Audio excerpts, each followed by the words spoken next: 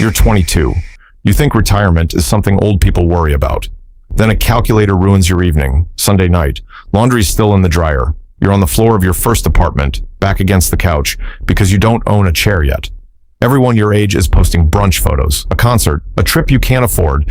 You're thinking about a number you heard somewhere. Retire by 40. You open a calculator app, not for rent, not for bills. What does it actually take to retire at 40? You type in your target, you hit calculate. $2,080 every month for 18 years straight, no skipping, no shortcuts. You almost close the app. Almost. 18 years later, that decision would buy every Tuesday morning for the rest of your life. Let's build it. Level 1, the target. Retiring at 40 doesn't mean having $0. It means never having to work again. The rule, the 4% rule. Take what you need to live on yearly, multiply by 25, $40,000 a year, modest, no yacht. $40,000 times 25, $1 million. That's the finish line. But your number might not be his number. Level 2, the roadmap. Want more comfort? $60,000 a year is $1,500,000. $80,000 is $2 million. Same rule underneath all three. Invest early, invest consistently, let time do the rest. One honest note, these numbers assume an 8% average return. Real markets don't move in a straight line. Some years up 20%, some years down 15%. The average is what you're betting on, not the guarantee. We're following the first path. $1 million, $2,080 a month, 18 years. Here's the shape of that climb. Year 1, $27,000. Year 5, $165,000. Year 10, $470,000. Year 15, $810,000. Year 18, $1 million plus. Keep those in your head. We're about to live through everyone. Level 3, the other you. Somewhere, another version of you sees the same $2,080. Laughs.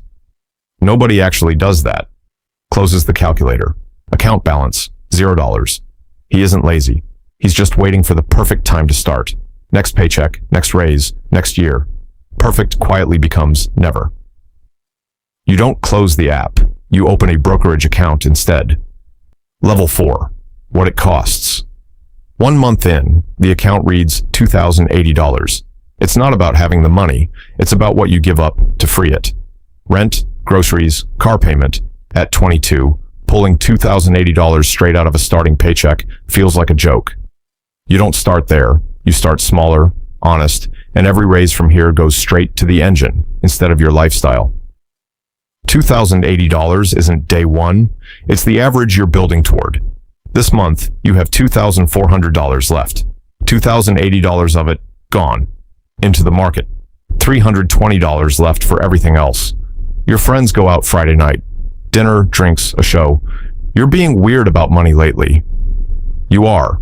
On purpose. You start seeing price tags differently. That vacation isn't $1,800. It's almost a full month of contributions, gone. You're not depriving yourself. You're just finally translating dollars into what they actually cost. Time, later, that you don't get back. Level 5, the first crack. 8 months in, the market drops 12% in 5 weeks.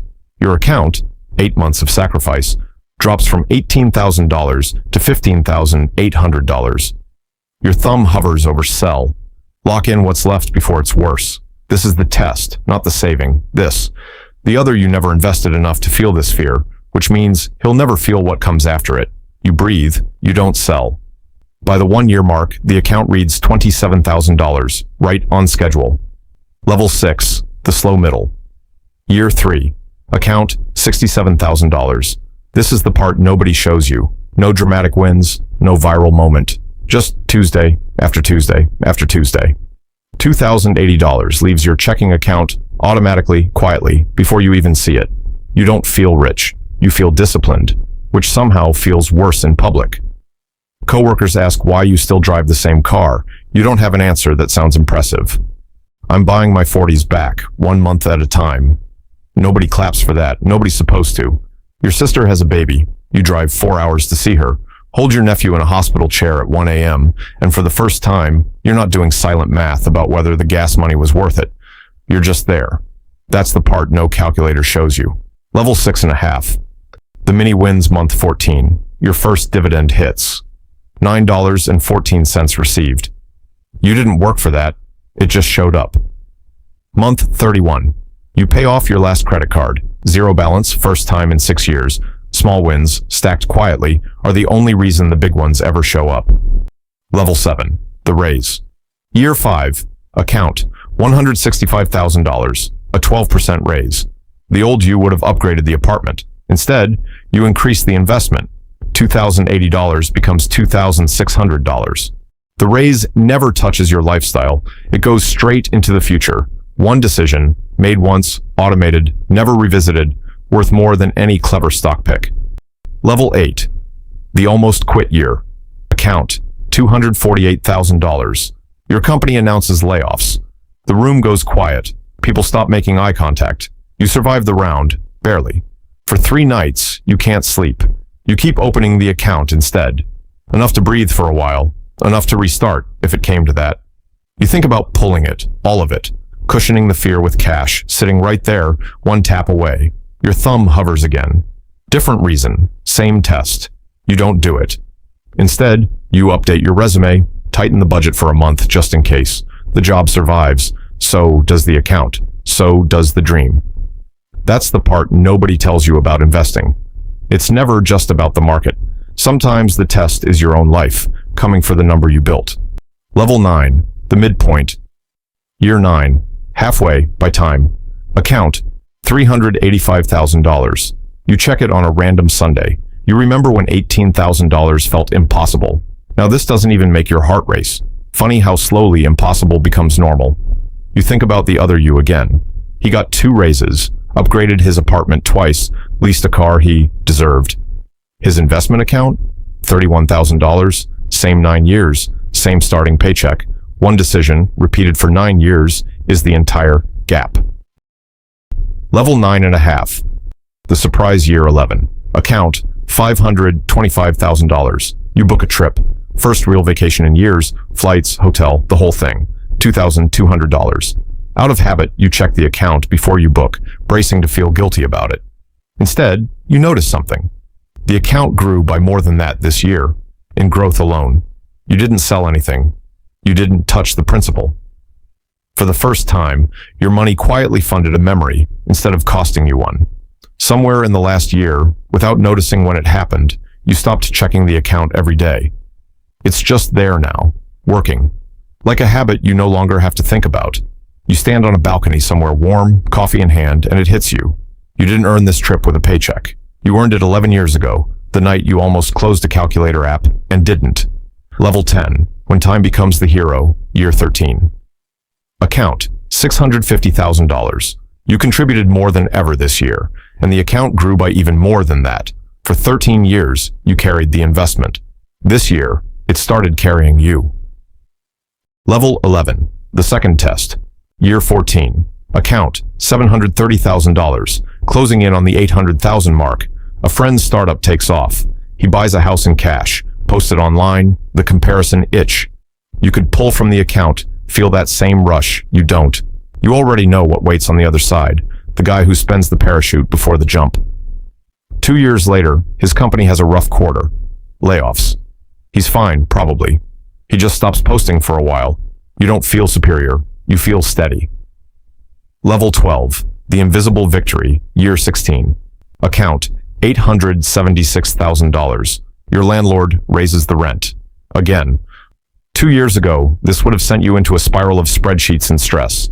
This time, you just look at another listing. You don't panic. You don't negotiate out of fear. You simply choose a different apartment.